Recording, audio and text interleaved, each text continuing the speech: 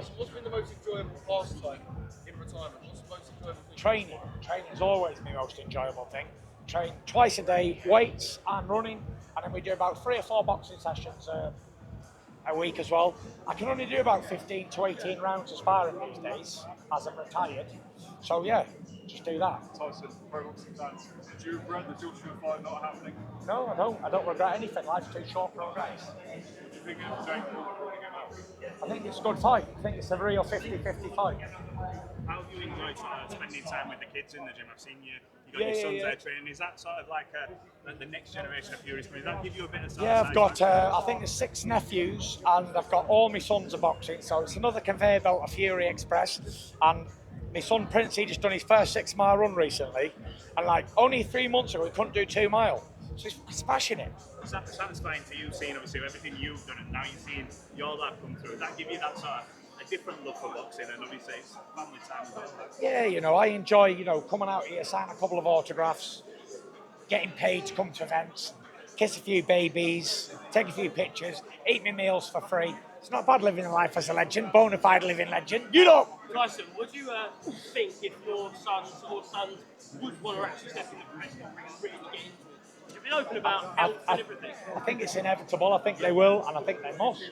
It's a great sport. You know, everything I've got, I owe it to the game of boxing, and I'm very appreciative. And I've had a love-hate relationship with boxing for going on 25 years. And like all great relationships, it's going to be ups and downs, but inevitable in my game is you make your bed, you lie in it. And yeah, I'm still very much in love with the game. I train regular, I do all of the above. What's your prediction for your time with White? Who? Moses, your time with Dillian White? Oh, yeah, that's a fucking good fight actually, especially for Moses. I think it's a very good time to fight Dillian. He's a couple of years out the ring. But, you know, make no mistakes, Dillian White is a massive puncher. It's a head and body. I know he's taking it very serious. I'm speaking to Ty Mitchell, who's in training camp with him. And looking forward to the fight. You know, it's a big step up for Moses because he hasn't really fought anybody on Dillian's level. The old Dillian, it was a couple of years ago. It's going to be interesting to see how much that Dillian White has left. And could this be potential? I think it does have the potential to do what Martin Bacoli did to Jared Anderson. Maybe it's too early, or maybe he passes with flying colours. And that's why you got to watch it and find out.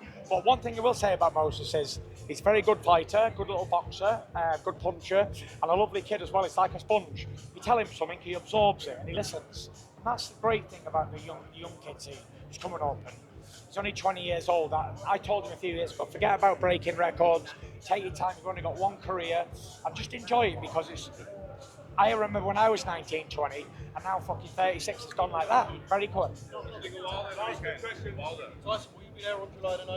Wilder the weekend, first question. I didn't see the full fight because it was on at ridiculous hours in the morning, but I did see like a clip on Instagram, and I did I think IFL put a video of it out, and I said, please somebody stop this man from his own self.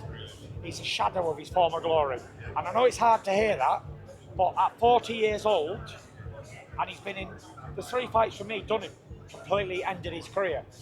I don't know, everyone's got their own reasons and everyone's entitled to do what they want, but it's sad to see, really. I've not been attending any boxing fights. It's the first one I've gone to in a long, long time. I don't know. Dubois is very young, ambitious, big, strong man, and Usyk's very experienced. But again, he's coming off of two fights for me, which is debatable whether he won them or not, which he didn't win them, but he got the decision, which is all that matters. He's 38 years old. You know, if I was going to come back, I'd come back for Usyk. But I want a fair result in England. Would he be the only fighter that you'd come back for? That would be the one I want immediately. That would be the most fight that I'd want next. Thank you, everyone. Thank you. For sure. Tyson. Nice one, just quickly, I want a fucking fair fight.